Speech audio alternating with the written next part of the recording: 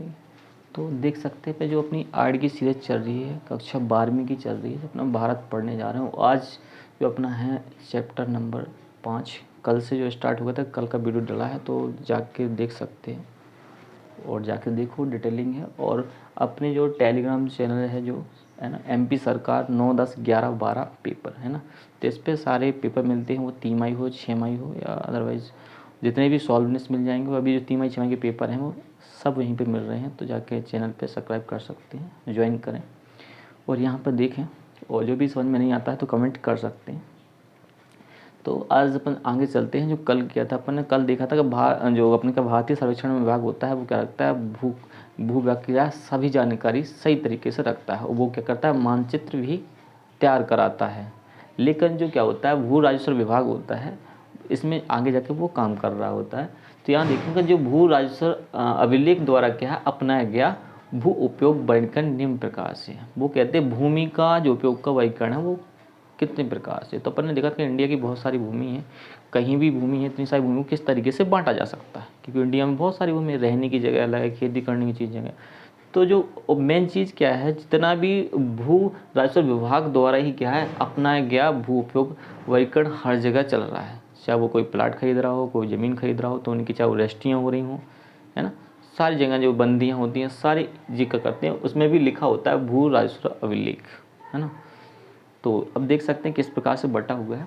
तो पहला आता है वनों के अधीन क्षेत्र। सबसे पहले तो पहली बात तो क्वेश्चन कैसे बन सकता है, तो भू राजस्व अभिलेख द्वारा अपनाया गया भू उपयोग वर्गीकरण कीजिए। तो पहले इस तरीके से आया, भू उपयोग वर्गीकरण भी आता है तब भी यही करना है, क्योंकि इसके अलावा वर्गीकरण तो किया नहीं। मुख्यतः एक तो देखा जाए अपने जो भारत में जो मुख्यतः जो बोर्ड है वो भू राजस्व विभाग, जो भू राजस्व विभाग है उसी का ही बोर्ड है और भू राजस्व अभिलेख के ही बोर्ड है। उसमें क्या आ सकता है, भू उपयोग का वर्गीकरण कीजिए, तब तुम्हें क्या करना है, यही वाला लिखना है। क्वेश्चन यही लिखोगे, नहीं आंसर यही वाला लिखोगे। यदि क्वेश्चन जे भी आता है कि भू उपयोग का वर्गीकरण कीजिए, तो भी यही करना है। समझ पा रहे हो।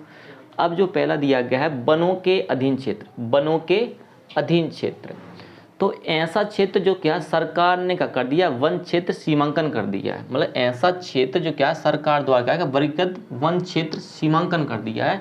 मतलब ऐसा क्षेत्र जो सरकार ने फिक्स कर दिया, यानी बांट दिया है, यानी वर्गीकृत कर दिया है। ऐसा क्षेत्र को उन्होंने बोले दिया कि जी क्या भाई वन में आएगा, काय में आएगा, वन में आएगा। और सीमांकन भी कर दिया कि इतने एरिया में आएगा।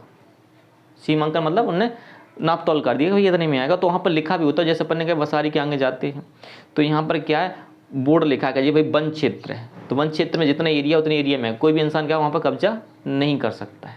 तो वन क्षेत्र में सीमांकन बोल सकते हैं। तो वही चीज़ का कहलाएगी सीमांकन। पहले तो वर्गीकरण करना, फिर उसका सीमांकन भी करना कि कितने एरिया में वो क्षेत्र आएगा। और इस प्रकार किया जहाँ पर वन विकसित हो सकते हैं, है ना, और विकसित भी हो सकते हैं।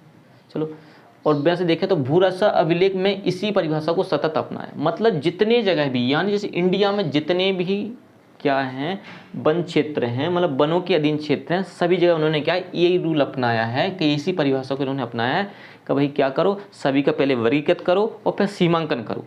सभी को क्या करो, वर्गीकृत करो और सीमांकन करो कि यहाँ पर क्या और वन भी उगाया जा सके। 3 बातें याद रखनी है इस वाली पॉइंट में। क्या याद रखनी है, सरकार ने ऐसा क्षेत्र लिया है जहाँ पहले उन्होंने कहा वनों का उनका वर्गीकृत कर दिया, कि का वन का क्षेत्र है और उनका कर दिया सीमांकन कर दिया। और वो यहाँ पर एक सम्मान और है कि यहाँ पे क्या कर सकते हैं भाई, और वन भी और लगाए जा सकते हैं। मतलब कहेंगे पेड़ पौधे लगाएंगे तो वन के विकसित हो सकेगा। तो यहाँ पर जी आ रहा है जहाँ वन को क्या कर सकते हैं, विकसित कर सकते हैं। तो बस 3 ही चीज़ें इसमें इस पॉइंट में याद रखो कि वन का जो वर्गीकृत वन क्षेत्र है उनका सीमांकन करना है, और यहाँ पर क्या करना है, वनों को विकसित करा जा सकता हो या कर सकते हो। बस 3 चीज़ें रखनी है और ये याद हो गया। अब आ जाते हैं बंजर व्यर्थ भूमि। बंजर व्यर्थ भूमि, इसमें क्या याद रखना है, तो वह भूमि जो क्या है पिछलित पुद्गी, यानी कहने का मतलब पिछलित तकनीक, क्या बोल सकते हैं यहाँ पर, पिछलित तकनीक।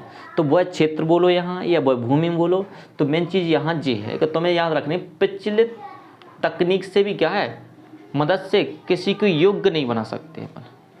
मतलब ऐसी बंजर भूमि अपन ने एक तरीका सोचा कि चलो भाई आजकल बहुत सारे तरीके चलते हैं भाई, खेती छत पर लोग कर सकते हैं, है ना। लेकिन भाई इन्होंने जो बंजर भूमि डाली थी, चलो उन्होंने तकनीक से किया, का बहुत तकनीक अपने पास, अपन भी चेक करके देखते चलो कृषि की योग्य बना सकते हैं। तो पिछलित पुद्ध की लिया, यानी पिछलित तकनीक से भी क्या है मदद से क्या कृषि की योग्य नहीं बना सकी। मतलब इस भूमि को अपन क्या पिछले तकनीक के द्वारा भी क्या है इसे कृषि योग्य नहीं बनाया जा सकता। तो ऐसी भूमि को क्या कह सकते हैं, फिर बंजर पहाड़ी भूमि कह सकते हैं या मरुस्थल कह सकते हैं। बिल्कुल, मरुस्थल में चाहे तब पानी डालो, जो कुछ भी करोगे कोई उपाय है नहीं भाई, कहाँ की माटी उठा कर डालोगे, दूसरी माटी खराब करोगे, तो ऐसा नहीं होगा। तो कहने का मतलब मरुस्थल और यहाँ पर बंजर पहाड़ी भूमि ऐसे क्षेत्र आते हैं जो क्या है किसी की अयोग्य है, मतलब किसी की योग्य है ही नहीं है, वो व्यर्थ भूमि बल्कि। तो ये बन जाए तो ठीक है, नहीं तो इसमें इतना हर चीज़ याद रखो कि पिछले तकनीक के द्वारा या इनकी मदद से किसी की योग्य भूमि नहीं बनाई जा सकती है, ऐसी भूमि को क्या बोलते हैं अपन, बंजर व्यर्थ भूमि कहते हैं। और जैसे दो क्षेत्र आते हैं, एक तो मरुस्थल प्रसिद्ध है और दूसरा आता है बंजर पहाड़ी भूमि। तो बस इतना याद रखना, कुछ भी नहीं हो, पीछे को याद करने की जरूरत है ही नहीं, इतना याद रख लो। क्या आता है, बंजर व्यर्थ भूमि आती है, तो तुम्हें लिख देना कि पिछले तकनीक के द्वारा या मदद के द्वारा उस भूमि को क्या है किसी योग्य नहीं बना सकते हैं, ऐसी भूमि को क्या बोलते हैं, बंजर व्यर्थ भूमि बोलते हैं, जैसे मरुस्थल और बंजर पहाड़ी भूभाग। बस हो गया, इतना याद रखना है, इसमें कुछ याद करने के। फिर आता है निवल बोया क्षेत्र। फिर कौन आता है, निवल बोया क्षेत्र। तो निवल बोया क्षेत्र बहुत आसान है, पेपर में एक नंबर भी पूछ सकता है, 2 नंबर भी निवल बोया क्षेत्र बताइए, निवल बोया क्षेत्र क्या होते हैं, है ना।